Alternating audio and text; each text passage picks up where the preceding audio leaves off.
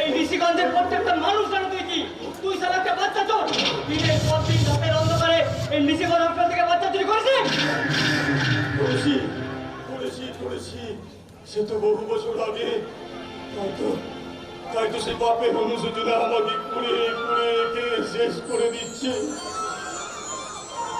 মুক্তি নেই, কিছুতেই আমার মুক্তি নেই। তাই বলি তুই নতুন করে মুক্তি পাওয়ার জন্য আমাদের বাচ্চা চুরি করা যেতে চায়? তোর মতো শয়তানে বেঁচে থাকার কোনো অধিকার নেই। তাই আজ তোকে মেরে এই ঋষিগঞ্জকে আর মুক্ত করবো।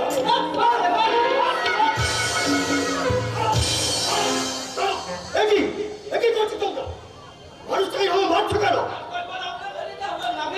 নিশ্চয় নিতে হবে না, ভুলে যেও না এটা একটা সভ্য দেশ। আমরা নিজেদেরকে সুসভ্য জাতি বলে মনে করে থাকি। তাহলে এই কি তার নমুনা? তোমরা 4-5 জন মানুষ মিলে একজন বয়স্ক মানুষের গায়ে হাত দিতে তোমাদের বাচ্চা করে না? কারণ আমরা যেটা করছি সেটাই ঠিক করছি। আপনি আমাদের এই কাজে বাধা দিচ্ছেন কেন? যেটাকে আমি জানতে পারি? কারণ আমি একটা মানুষ সম্বলিত মানুষ বলি। তাই তো চোখের সামনে একটা এত বড় অন্যায় হতে দেখে নিজেটা ধরে রাখতে পারলাম। আর আপনি যদি আমাদের এই জায়গায় থাকতেন তাহলে ঠিক আপনি আমাদের মতো এই কাজটাই করতেন। কি অপরাধ করেছে এই মানুষটা? এই মানুষটা একটা বাচ্চা চোর। দিন রাতের অন্ধকারে এই ঋষিগঞ্জ হাসপাতাল থেকে বাচ্চা চুরি করে এসেছে। আজও বাজারে একটা বাচ্চা মেয়েকে চুরি করার তালে ছিল। মিথ্যে, সবটাই মিথ্যে।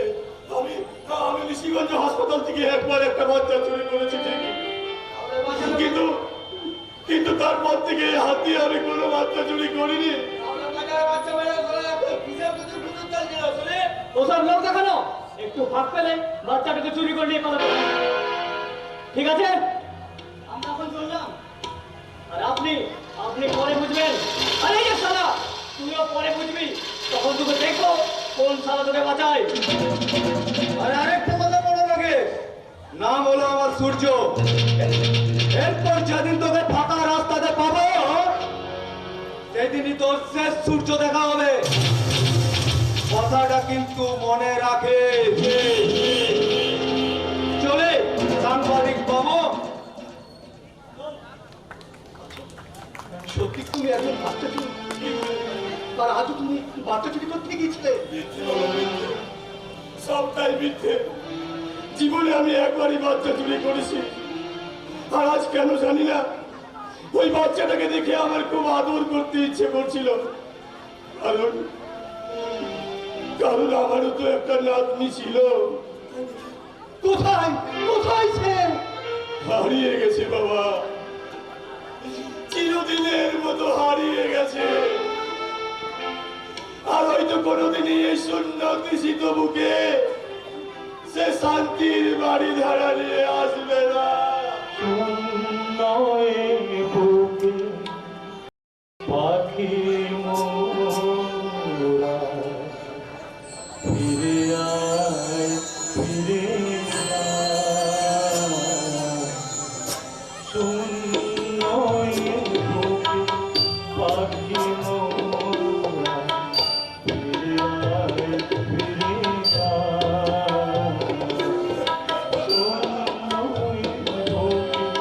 পাখি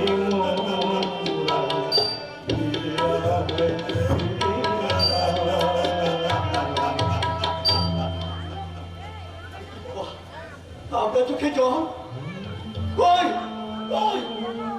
কোথায় গেলে তোমরা? ছেলেদের আর চোখে কোনোদিন জল দেখেছ? শুনেছ কি তার কান্তে সাজন হারানো হাত? শোনি, শুধু তোমরা কেন, জগতের কেউ শোনি। তবু আমরা ভুল বোঝা এই মানুষটার উপর জড়া হয়েছিলাম। একে মারবো বাবা, ওদের হয়ে আমি আমার কাছে ক্ষমা চাইছি বাবা। না, এতে ক্ষমা চাইবার কি আছে? আমি তো সত্যিই একজন অপরাধী, আর এই শাস্তি তো আমার পাওনা। আচ্ছা তুমি কে বাবা? আমি একজন সন্ধানী সাংবাদিক। ঘুরে সত্যটাকে খুঁজে বেড়ায়, আর তারপর আমার লেখনীর মাধ্যমে সে অজানা সত্যকে তুলে ধরি দেশের আপামর জনগণের সামনে। তাহলে বাবা তুমি কি পারো না এই ঋষিগঞ্জের বুকে জমে থাকা পাপের অন্ধকারের আসল কারণটা খুঁজে বের করে তা জনগণকে জানাতে? তুমি কি পারো না এই ঋষিগঞ্জের বুকে হাসপাতালে যে সমস্ত বাচ্চারা চুরি হয়ে গেছে তারা কোথায় গেছে? কোন অন্ধকার খাঁচায় তারা নানা চাপটা চিৎকার করছে? পারো না ভালোর ঠিকানা দিতে? ভালোর ঠিকানা দিতে পারবো কিনা জানি না, তবে আমি চেষ্টা করবো। অন্ধকারিতে হারিয়ে যাওয়া সেই সব বন্দি পাখিদের খুঁজে বের করতে। তাদের দিয়ে দিব আমার সাংবাদিক জীবনে এক নতুন কাহিনী, আর নাম দেব অন্ধকারী বন্দি পাখি।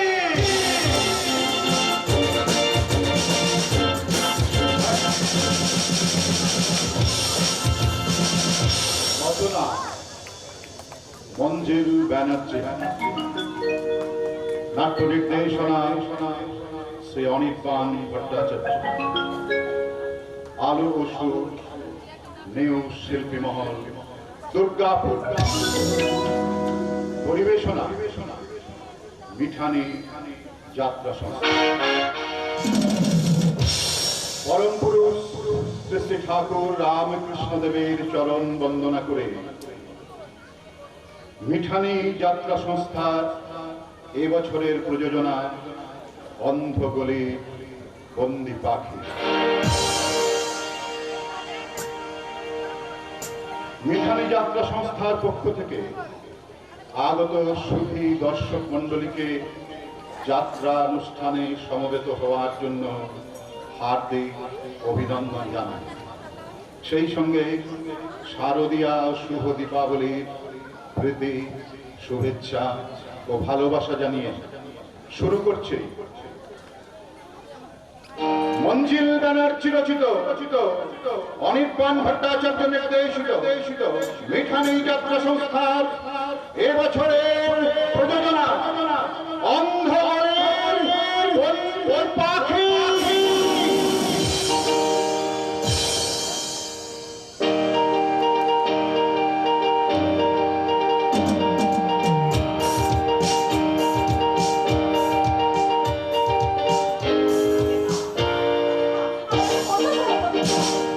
কাছে এসব কথা শোনো, দুষ্টুমি করো না।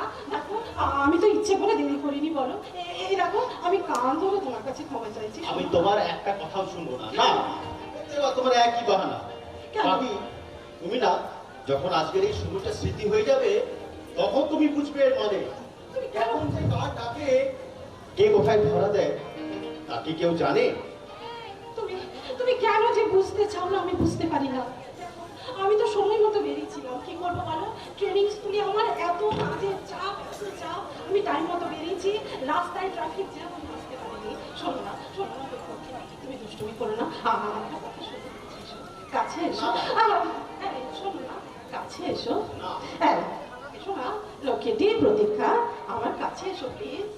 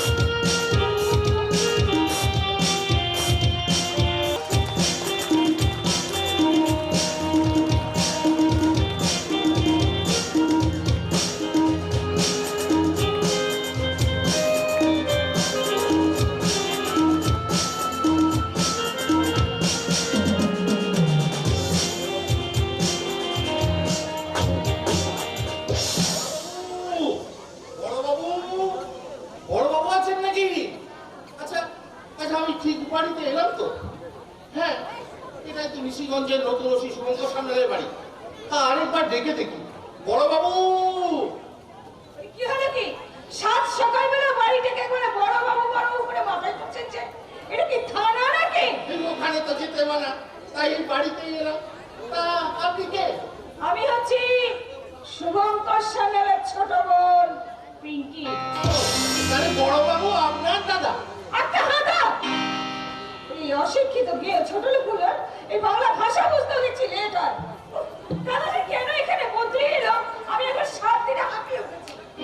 তা এখানে তো অক্সিজেনের কোনো অভাব নেই। তা আপনার ওই হাঁপিয়ে ওঠার কারণটা কি জানতে পারি না? ওকে তো মা বলে সম্বোধন করবেন না মশাই। এরকম ছোট ছোট পোশাক যদি মায়েরা পরে তাহলে পৃথিবী থেকে তো মা শব্দটা চিরদিনের মতো বুঝে যাবে। দাদা লজ্জা করে তোকে ফুল বলে পরিচয় দিতে আমার লজ্জা করে।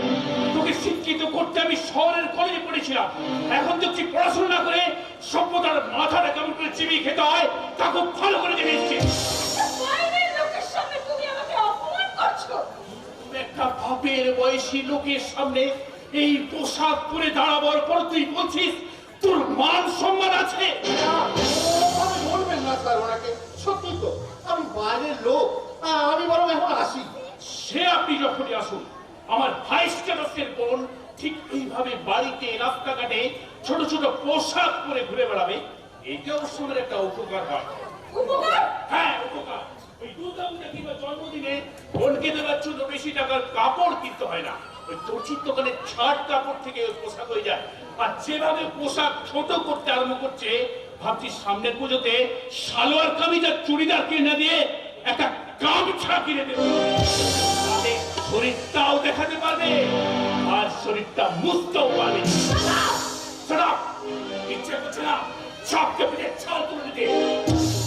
কিন্তু কি করবো, তুই সে আমার ধরো আধুনিক ছোট বোন। এনিওয়ে, এবার আপনার অফিসিয়াল কথা আমি জানতে পারি। একটা অফিসিয়াল কথা ছিল স্যার, কিন্তু তো থানায় গেলেন না কেন? ওই তো রজত সামন্ত, পঞ্চায়েত প্রধান রজত সামন্তর ভাই গ্রামের সাধারণ মানুষ তাদের সুযোগ সুবিধার কথা থানায় গিয়ে বলুক, তা আমি চান না। I see, Rajat